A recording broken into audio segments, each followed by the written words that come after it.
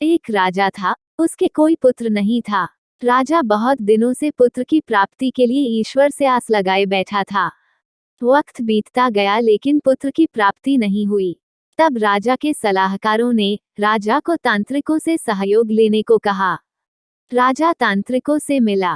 तांत्रिकों की तरफ से राजा को सुझाव मिला कि यदि किसी बच्चे की बलि दे दी जाए तो राजा को पुत्र की प्राप्ति हो सकती है। राजा ने राज्य में ढिंढोरा पिटवाया कि जो अपना बच्चा बलि चढ़ाने के लिए राजा को देगा उसे राजा की तरफ से बहुत सारा धन दिया जाएगा। एक परिवार में कई बच्चे थे, गरीबी भी बहुत थी। उसी परिवार में एक ऐसा बच्चा भी था जिसका ज्यादातर समय सत्संग और साधु संतों की वाणी सुनने में निकलता। इस वजह से बच्चे की ईश्वर पर बहुत आस्था थी। वो ईश्वर की भक्ति किया करता। सब राज्य के सभी लोगों सहित इस गरीब परिवार को राजा के इस इनाम का पता चला तो परिवार को लगा कि क्यों ना इसे राजा को दे दिया जाए, क्योंकि ये निकम्मा है, कुछ काम धाम भी नहीं करता है और हमारे किसी काम का भी नहीं है। हमारा तो पेट भरता नहीं, कहाँ तक इसे बैठाकर खिलाते रहेंगे।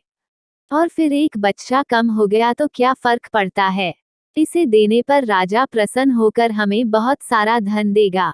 इतना सोचते हुए बच्चा राजा को दे दिया गया।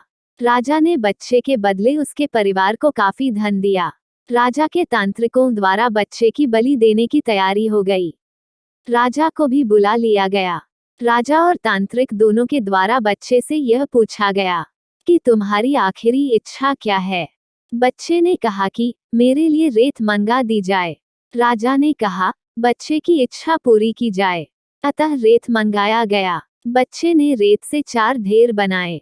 एक एक करके बच्चे ने 3 रेत के ढेरों को बुरी तरह से तोड़ दिया और चौथे के सामने हाथ जोड़कर बैठ गया और उसने राजा से कहा कि अब जो करना है आप लोग कर लें। यह सब देखकर तांत्रिक डर गए और उन्होंने बच्चे से पूछा पहले तुम यह बताओ कि ये तुमने क्या किया है और क्यों किया। राजा ने भी यही सवाल बच्चे से पूछा तो बच्चे ने कहा कि पहली ढेरी मेरे माता पिता की थी, मेरी रक्षा करना उनका कर्तव्य था, परंतु उन्होंने अपने स्वार्थ और लालच में अंधे होकर ममता की बलि दे दी। कर्तव्य का पालन न करके पैसे के लिए मुझे बेच दिया, इसलिए मैंने ये ढेरी तोड़ दी। दूसरी ढेरी मेरे सगे संबंधियों की थी, परंतु उन्होंने भी मेरे माता पिता को नहीं समझाया, अतः मैंने दूसरी ढेरी को भी तोड़ दिया और तीसरी ढेरी हे राजन आपकी थी, क्योंकि राज्य की प्रजा की रक्षा करना राजा का ही धर्म होता है।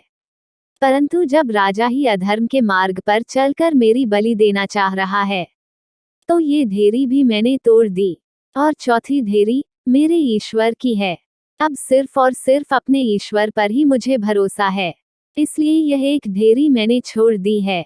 बच्चे का उत्तर सुनकर राजा अंदर तक हिल गया। मन ही मन राजा तर्क करने लगा, विचार करने लगा कि ये मैं कैसा अधर्म करने जा रहा था।